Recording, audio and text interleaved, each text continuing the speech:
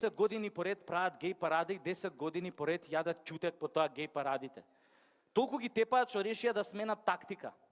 Сега станаа како овие од серијата Повратак од писаних. Сите отишле у илегала и све илегално се договараат преку телефон. Тоа вака изгледа. Хало, тихи, што радиш, душо, како си? Ма ево, прле, само што сам изашол sa маникирам, а све су ми се ногте поломили од овог илегалnog заебавања. Него како си ти, прле, како ти е булја, jel те још сврби?